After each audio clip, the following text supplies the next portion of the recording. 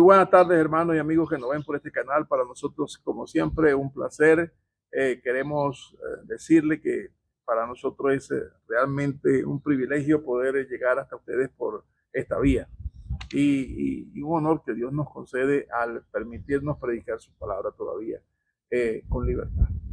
Quisiera en esta tarde darle gracias a Dios por hermanos que siempre me acompañan, como Luis Laurentín y como Henry Rodríguez, que siempre han estado conmigo, la hermana Lucy, el hermano Alfredo Delgado, siempre han estado apoyándome. Sin ellos, pues encuentro bastante difícil que haya podido lograr toda esta cantidad de mensajes.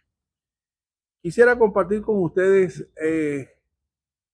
un tema que es sumamente importante y yo diga que es un tema fundacional de la vida del creyente, del que es convertido, del verdaderamente convertido, que es el camino hacia la madurez. ¿Sabe?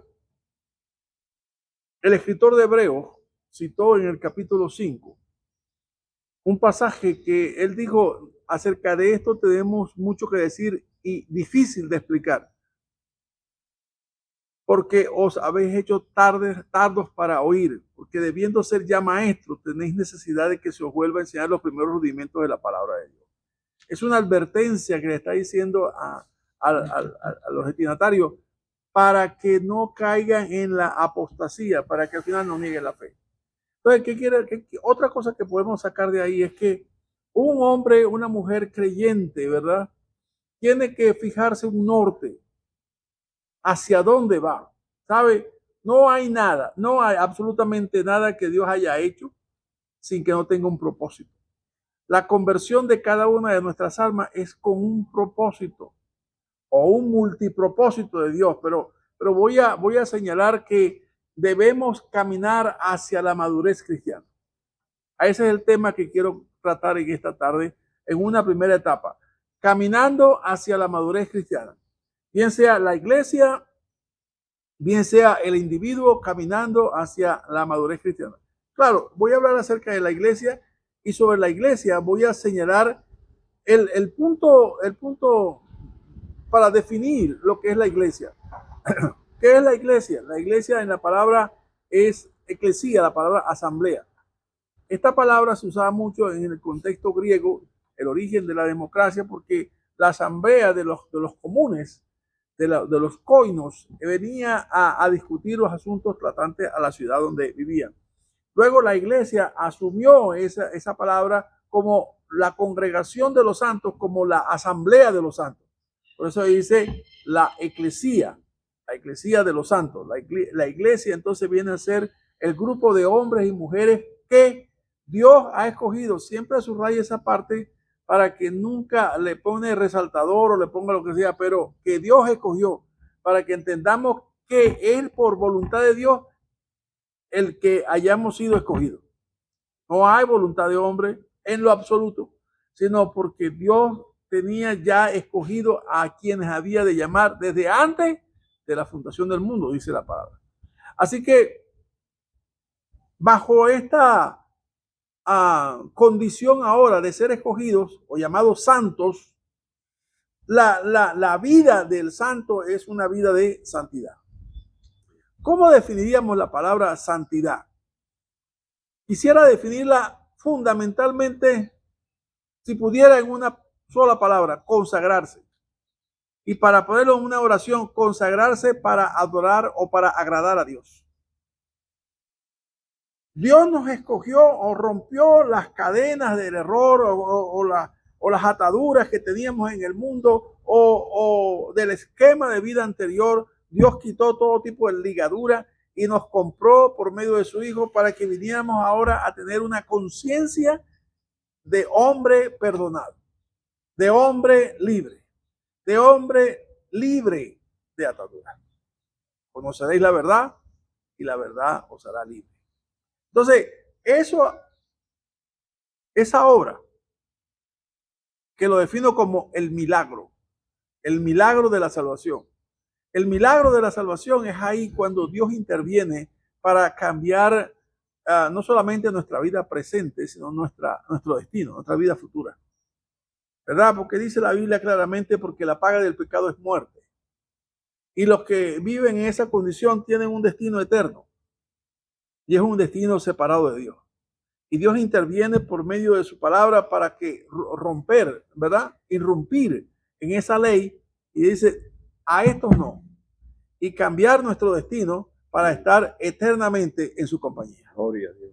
Eso es algo que quizás las palabras no alcancemos a expresarlo de la magnitud que es. Pero ahora, cuando nosotros sabemos que hemos sido escogidos por su gracia, que hemos sido santificados por Él, debemos tener con esta nueva conciencia para con Dios, debemos tener claro que tenemos un propósito. Pedro lo dijo, para que anunciéis las virtudes de aquel que os llamó, por ejemplo. Para eso somos. Pablo dijo, para que hagáis buenas obras, las cuales Dios preparó de antemano para que anduviésemos en ellas. Entonces, hay un propósito para ser testigos de Él donde quiera que vayamos. Hay un propósito. En ese propósito, en ese caminar, veamos como si fueran escalones que vamos a subir hacia la eternidad o hacia la madurez cristiana. Esta primera parte del entendimiento, tenemos que empezar a limpiar la casa. Sí, hermano, hay que empezar con la ayuda de Dios a limpiar la casa. Si sabemos que la casa era una inmundicia, ahora hay que empezar a quitar todo lo inmundo que estaba en aquella casa. Todo lo que a Dios ofendía o no agradaba o de alguna manera no honraba a Dios. Pues usted dirá, bueno, pastor, pero habrá que quitarlo todo, porque ¿qué podía haber de nosotros que pudiera agradar a Dios? Sí, en principio debía que quitarlo todo, pero Dios va a hacer una obra completa. Porque cuando hablo de la casa, hablo de nuestro cuerpo. Y todavía el cuerpo todavía no ha sido redimido, como Dios promete en su palabra que así lo hará. Y tenemos esta casa, como dice, en vaso de barro, para que toda la excelencia de la gloria sea para Él. Y empezamos nosotros con nuestra conciencia, voy a usar estas palabras, a despojarnos, a aborrecer, a apartarnos, a quitar todas aquellas inmundicias que en nosotros antes eran motivo de satisfacción o motivo de distracción o motivo de cualquier cosa, pero que no honraba a Dios. Ese es el punto al cual nosotros hemos sido llamados. El apóstol Pablo habla con claridad acerca de este proceso. No voy a decir que es un acto, no, es un proceso a la medida que nosotros vamos entendiendo. Por eso el apóstol dice, transformados por medio de la renovación de vuestro entendimiento, para que comprobéis cuál es la buena voluntad de Dios, agradable y perfecta. Y el mismo apóstol Pablo señala en 1 de Tesalonicenses capítulo 4, versículo 3, porque la voluntad de Dios es vuestra santificación. La voluntad de Dios es vuestra santificación. Que os apartéis, es la palabra apartar. Apartéis de fornicación. Que cada uno sepa tener a su esposa en santidad y honor. No en pasiones desordenadas como los gentiles, los que no conocen a Dios. Que nadie hurte, que nadie engañe. Toda esa cantidad de cosas hay que empezar a despojarse de esas cosas. Hay que despojarse de las relaciones interpersonales que tenemos con personas que no ayudan a nuestro crecimiento espiritual. Hay que distanciarse de esas personas. Hay que distanciarse de los lugares donde antes asiduamente íbamos, sean bares, sean nightclubs, sean discotecas, hay que alejarse de esas cosas. Bien dijo un sabio predicador, que el creyente que no quiera caer no debe caminar por caminos resbalosos. Adrián Roger. Entonces, en eso debemos tener cuidado nosotros.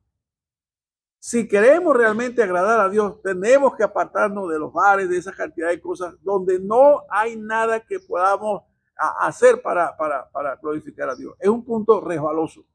Ni ir a conciertos de música impía que van a hacer qué. Alguna amiga, una vez un joven me dijo, pastor, pero ¿qué de malo tiene? Y yo le dije, bueno, déjame hacerte una pregunta, ¿qué de bueno tiene? Porque el que siembra para la carne, de la carne que cosechará corrupción. Y eso es literalmente carne. ¿Dónde está lo santo ahí? Porque algo, mire, los santos con los santos.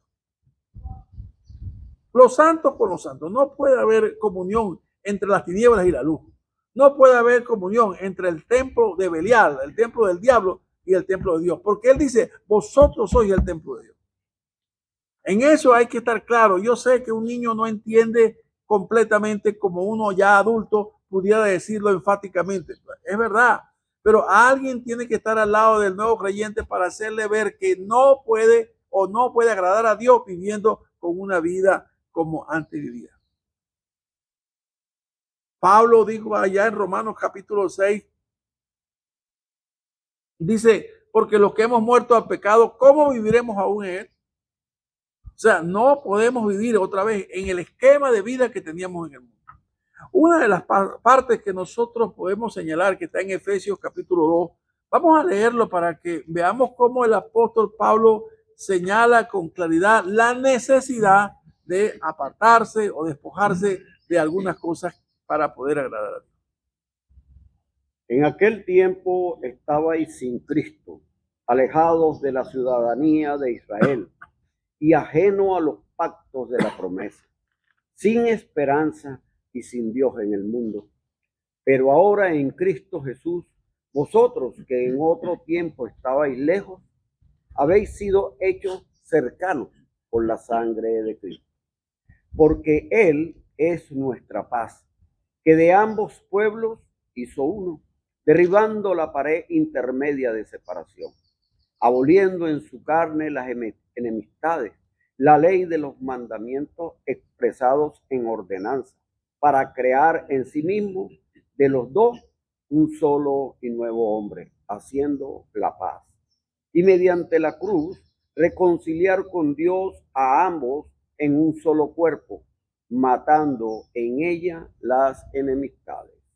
Y vino y anunció las buenas nuevas de paz a vosotros que estabais lejos y a los que estaban cerca, porque por medio de él, los unos y los otros, tenemos entradas por un mismo espíritu al Padre. Este pasaje que acabamos de señalar muestra la obra preciosa que hizo Cristo para hacernos ahora nosotros pueblo suyo. Ahora, en esta condición, esta palabra hayo es la palabra santo.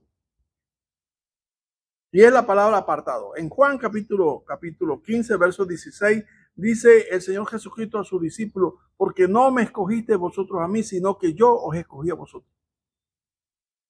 Y os he puesto para que vayáis y deis fruto, y vuestro fruto permanezca.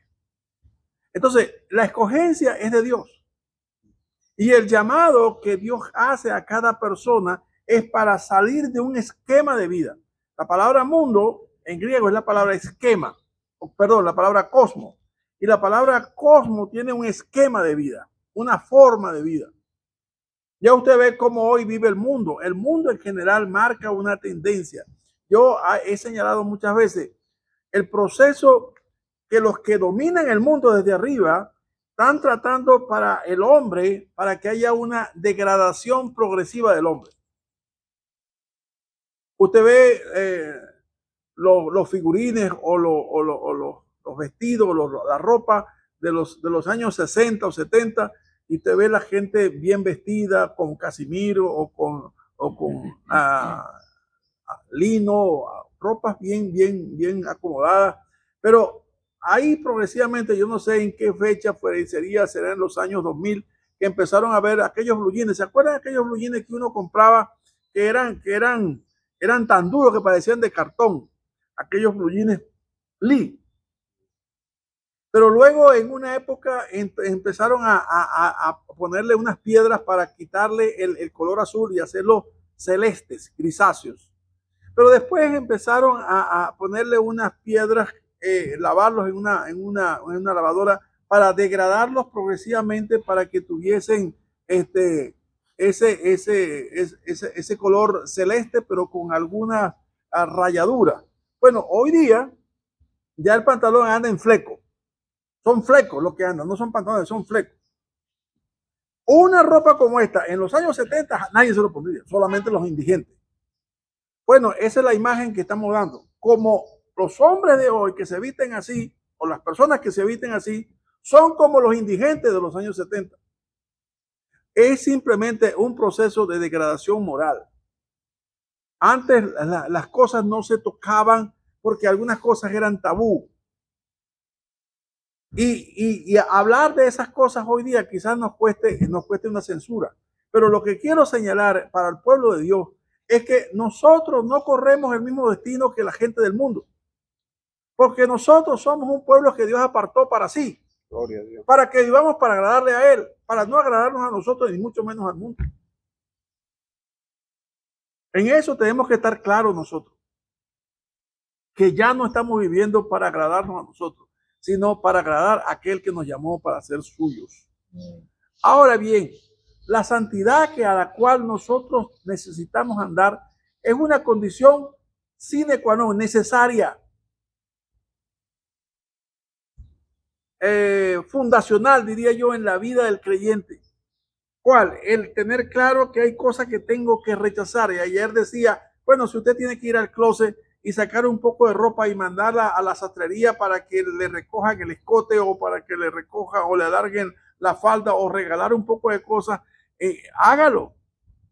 Sea hombre o sea mujer, coger esa ropa que lo degradan, que no exaltan su masculinidad ni su encanto femenino, sino que más bien lo hacen, lo exponen como presa del mercado. No, no, el pueblo de Dios no, el mundo que haga lo que le dé la gana, pero el pueblo de Dios no está para eso. El Señor dice en su palabra, sed santos porque yo soy santo, y sed santos en toda vuestra manera de vivir. Santo en la manera de pensar, santo en la manera de hablar, santo en la manera de vestir, santo. Esta es la parte que a nosotros a veces nos cuesta porque todavía este cuerpo está sujeto a pasiones y como dice Pablo a los Gálatas, hay una ley que se revela en mi cuerpo, que se yergue, que no acepta, no quiere someterse, que se revela contra la ley de mi mente y me lleva cautivo la ley del pecado. Vamos a leer el otro pasaje que está en Colosenses para nosotros ver lo que el apóstol señala a esta nueva vida en Cristo, de qué debe despojarse o qué debe hacer morir. Colosenses capítulo 3, versículo 5 al 15.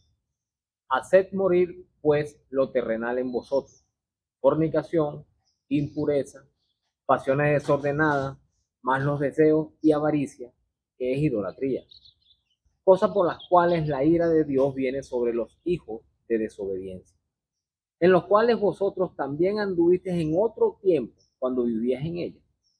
Pero ahora dejad también vosotros todas estas cosas: ira, enojo, malicia, blasfemia, palabras deshonestas de vuestra boca. No mintáis los unos a los otros, habiendo despojado del viejo hombre con sus hechos, y vestidos del nuevo, el cual, conforme a la imagen del que lo creó, se va renovando hasta el conocimiento pleno, donde no hay griego, ni judío, ni circunciso, ni circuncisión, bárbaro, ni escita, siervo, ni libre, sino que Cristo es el todo y en todos. Vestidos pues como escogidos de Dios, santos y amados, de extrañable misericordia, de benignidad, de humildad, de mansedumbre, de paciencia, soportados unos a otros y perdonados unos a otros. Si alguno tuviere queja contra otro, de la manera que Cristo os perdonó, así también haced vosotros. Y sobre todas estas cosas, vestidos de amor, que es el vínculo perfecto, y la paz de Dios gobierne en vuestros corazones, a lo que asimismo fuisteis llamados en un solo cuerpo, y sed agradecidos. Demasiado rico este texto, demasiado extenso, ¿verdad? Para decirlo solamente en unos 3 minutos que me queden, para exponerles. Le invito a que lo busque en su Biblia, está en Colosenses capítulo 3 del 5 al 15. del 5 al 15. Léalo, medítelo, Porque ahí no solamente dice cosas de las cuales tenemos que despojarnos o apartarnos, pero también dice cosas a las cuales empezamos a asumir, a aprender, a adquirir para que nuestra vida sea agradable a Dios. Porque hay algo que es claro, nosotros no estamos ajenos al mundo, estamos en el mundo.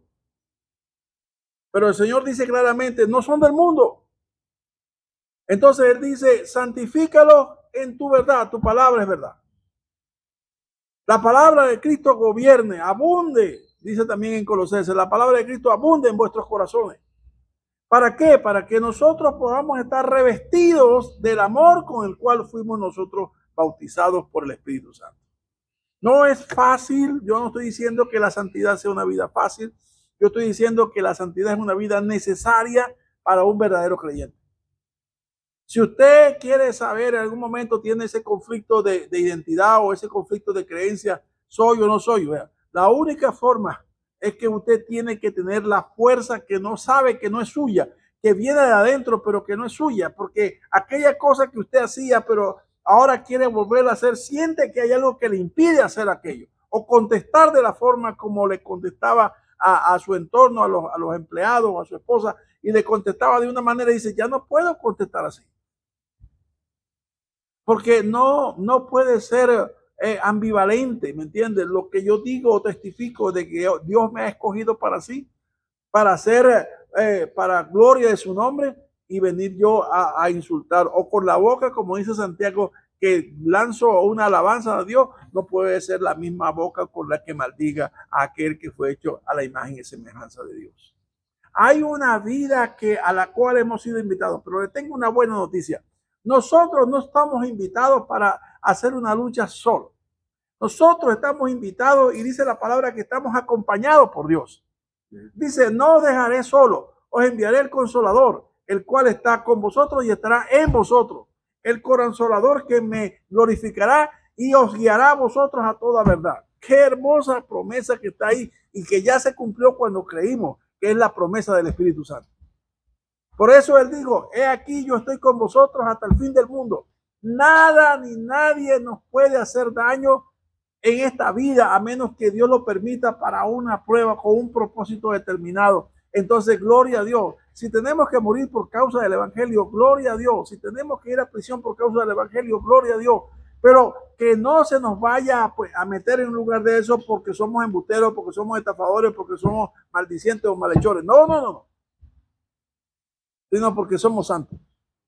Porque somos hombres y mujeres escogidos por Dios y hemos decidido por el impulso que Dios nos da a vivir una vida diferente a la que vivíamos antes. Amados míos, oiga esta palabra y medite en ella, tanto el pasaje de Efesios 2 como el pasaje de Colosenses 3, para que lo considere esta palabra que le he hablado y el Señor añada bendición. Dios le bendiga donde quiera que se encuentre. Amén.